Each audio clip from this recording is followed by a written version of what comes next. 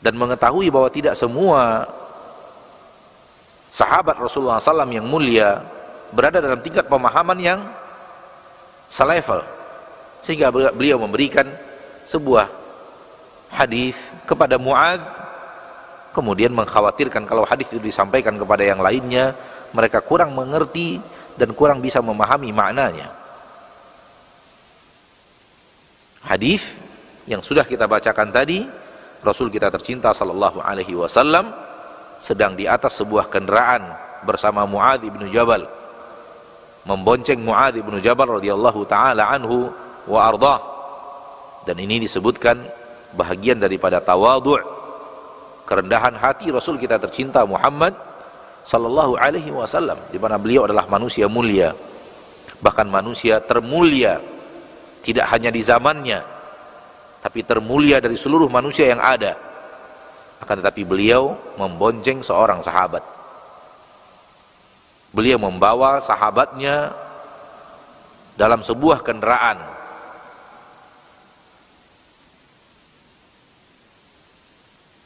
Dan ini disebutkan bahagian daripada tawadhu'nya Rasul kita tercinta sallallahu alaihi wasallam. Ditambah dalam riwayat hadis yang lain bahwa kendaraan beliau adalah keledai. Dan ini tambahan berikutnya, bentuk tawadhu' Rasul kita tercinta sallallahu alaihi wasallam berikutnya, karena keledai termasuk hewan tunggangan yang tidak disukai.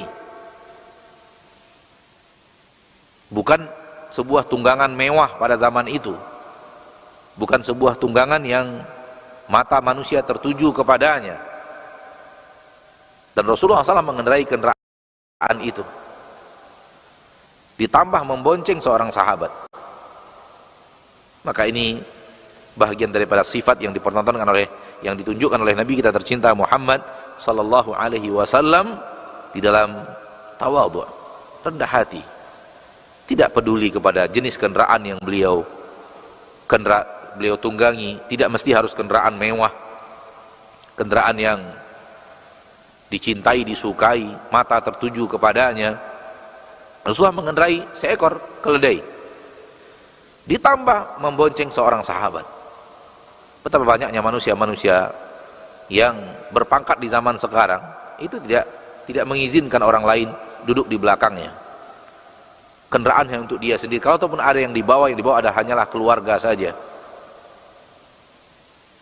Naam, ma'asyarul muslimin, ma'asyarul muslimat, ketika itu Nabi SAW berkata kepada Muadz bin Jabal, dan memanggil Muadz bin Jabal sebanyak 3 kali, ya Muadz ibn Jabal.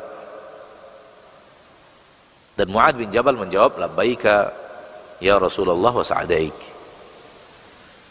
Menjawab seruan Nabi sallallahu alaihi wasallam, siap wahai Rasul, siap untuk memberikan bantuan kepadamu, aku penuhi panggilanmu dan aku siap untuk membantu engkau ya Rasulullah sallallahu alaihi wasallam. Nabi mengulangi lagi, ya Muadz ibn Jabal.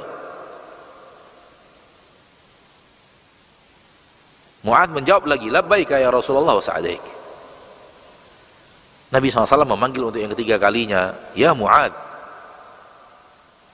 Muadz kembali menjawab radhiyallahu an, labbaika ya Rasulullah wa sa'adaik. Disebutkan hikmah kenapa Nabi SAW mengulang-ulang panggilan 3 kali kepada Muadz bin Jabal. Hikmahnya adalah karena Nabi ingin Muadz bin Jabal serius untuk mendengarkan apa yang beliau akan katakan kepada Muadz. Nabi SAW memulainya dengan 3 panggilan yang tidak lazim. Orangnya di dekat dan di samping Rasulullah SAW, berada di belakang Rasulullah SAW persis. Dan ketika panggilan pertama Muadz bin Jabal sudah menjawab, pertanda beliau fokus kepada apa yang akan dikatakan kepadanya. Namun Nabi SAW sengaja mengulangnya 3 kali. Tujuannya agar Muadz benar-benar perhatian radhiyallahu ta'ala anhu kepada apa yang akan beliau sampaikan kepada Muadz. Menarik perhatian Muadz agar fokus kepada hadis yang akan beliau sampaikan. Dan ini menunjukkan akan sangat pentingnya apa yang akan beliau sampaikan kepada Muadz, sehingga beliau ingin Muadz bin Jabal benar-benar fokus. Karena orang kalau dipanggil sekali sudah menjawab, dipanggil untuk yang kedua kali pun menjawab, dipanggil untuk yang 3 kali pun menjawab, maka yang dipanggil benar-benar akan konsentrasi kepada apa yang akan disampaikan kepadanya. Karena ini bukan panggilan yang lazim 3 kali berturut-turut dan orangnya dekat. Ini hikmah. Seorang guru, kata para ulama, kalau ingin menyampaikan sesuatu kepada muridnya, hendaknya berusaha untuk membuat si murid siap untuk mendengarkan apa yang akan ia sampaikan. Dan ini pelajaran yang diberikan oleh Nabi SAW pada hadis ini kepada kita melalui panggilannya 3 kali berturut-turut kepada sahabat Nabi yang mulia Mu'adz ibnu Jabal radhiyallahu anhu wa ardahu, dan juga menunjukkan akan sesuatu yang sangat teramat penting yang beliau sampaikan kepada Mu'adz. Setelah 3 kali memanggil dan ketiga kalinya Mu'adz mempertontonkan adabnya sebagai seorang umat yang patuh dan taat kepada Rasulullah SAW, baru kemudian Rasulullah SAW sampaikan hal yang luar biasa, hal yang memberikan kabar gembira untuk orang-orang yang bertauhid, pengharaman dari neraka. Nabi SAW mengatakan, ma min ahadin yashhadu an la ilaha illallah wa anna muhammadan rasulullah sidqan min qalbih, benar-benar ikhlas dia ucapkan itu dari hatinya, illa harramahullahu ala nar, melainkan Allah tabaraka wa ta'ala akan haramkan dia untuk neraka. Ini insyaallah kita akan bahas di bahasan setelah ini. Maksudnya setelah kita membahas hal yang berhubungan dengan judul, kita akan kembali lagi kepada bahasan makna daripada sabda Rasul kita tercinta sallallahu alaihi wasallam yang mulia ini. Kita fokuskan terlebih dahulu bahagian dari yang berhubungan dengan judul bab. Kita fokuskan terlebih dahulu bahagian yang berhubungan dengan judul bab. Setelah menyampaikan itu kepada Mu'adz bin Jabal, lalu Mu'adz bin Jabal berkata, ya Rasulullah, wahai Rasulullah, afala ukhbiru bihan nas fayastabshiru, tidakkah sebaiknya aku sampaikan kabar ini kepada manusia? Tidakkah sebaiknya aku beri kabar kepada manusia tentang ini, fayastabshiru, sehingga dengannya mereka bergembira? Nabi SAW menyampaikan kepada Mu'adz, dan Mu'adz bertanya kepada Nabi SAW, bagaimana kalau apa yang saya dengarkan ini dari engkau ya Rasulullah, saya sampaikan kepada orang lain, saya sampaikan kepada sahabat yang lain. Orang lain maksudnya annas, manusia maksudnya adalah sahabat-sahabat Rasulullah Sallallahu Alaihi Wasallam yang ada. Ternyata Rasulullah SAW tidak menyetujui dan tidak mengizinkan Mu'adz bin Jabal untuk menyampaikan itu, dan beliau mengatakan, idzan yattakilu, jangan khawatirnya mereka nanti bersandarkan dengan hadis ini, bertelekan dengan hadis ini. Berarti Nabi SAW memperhatikan sahabat. Disampaikan hadis ini kepada Mu'adz radhiyallahu anhu wa ardahu, dan Rasulullah SAW mengkhususkan Mu'adz tanpa memberitahu kepada umum sahabat, sahabat secara umum. Dikarenakan Nabi SAW memperhatikan tingkat pemahaman para sahabat, sebagaimana yang tadi kita katakan. Nabi mengetahui keilmuan daripada Mu'adz bin Jabal. Beliau mengetahui tingkat pemahaman Mu'adz bin Jabal, dan beliau yakin apa yang beliau sampaikan tidak akan difahami salah oleh Mu'adz bin Jabal radhiyallahu anhu wa ardhah. Namun ketika Mu'adz bin Jabal mengusulkan untuk disampaikan kepada seluruh para sahabat, Nabi SAW tidak setuju, disebabkan mungkin ada orang yang salah memahami hadis ini. Ketika salah memahami hadis ini, bisa jadi amal ikut salah. Bisa jadi amal ikut salah. Dan insya Allah kita bahas biiznillahi azza wa jal pada saat kita membahas tentang makna daripada hadis yang tadi, makna dari perkataan Nabi SAW. Namun kita fokuskan bahasan terlebih dahulu kepada judul bab. Nabi mengkhususkan untuk Mu'adz karena Nabi SAW memperhatikan pemahaman yang kuat, pemahaman yang sudah matang daripada Mu'adz bin Jabal tentang apa yang akan beliau sampaikan kepada Mu'adz.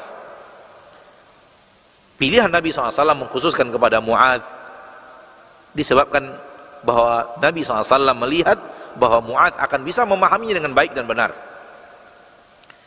dan tingkat pemahaman itu belum tentu akan didapatkan oleh semua sahabat yang ada, sehingga terjadi kekhawatiran Rasul kita tercinta Muhammad salawatu rabbi wassalamu alaihi akan salah faham.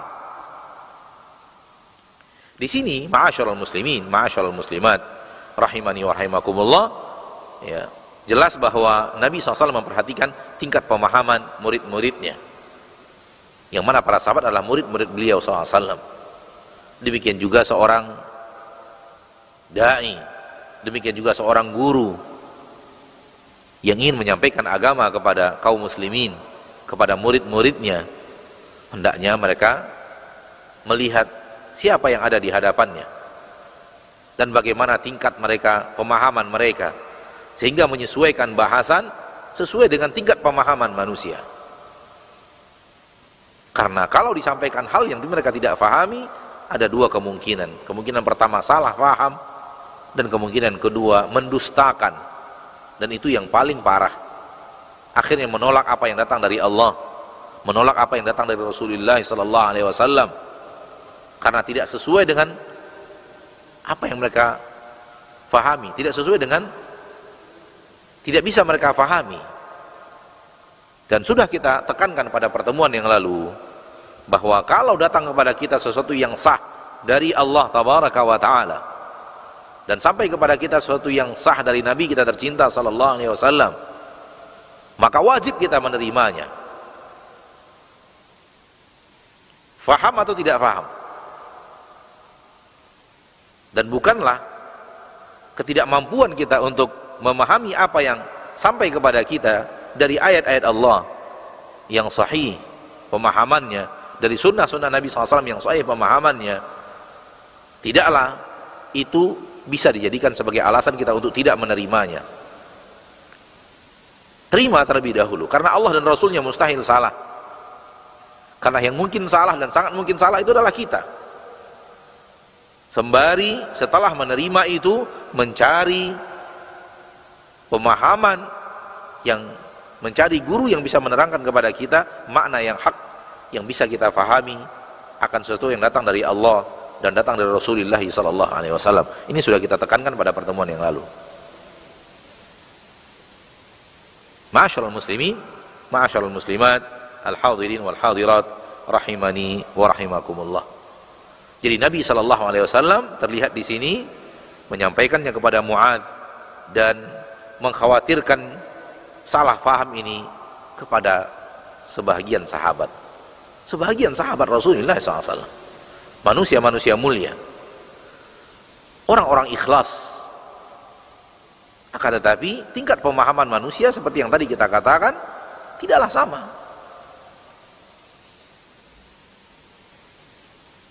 Ini yang terjadi kepada Mu'adz bin Jabal radhiyallahu taala an, dan kemudian wa akhbara biha Mu'adzun 'inda mautihi ta'athuma, dan Mu'adz bin Jabal menyampaikan hadis ini di saat kematiannya,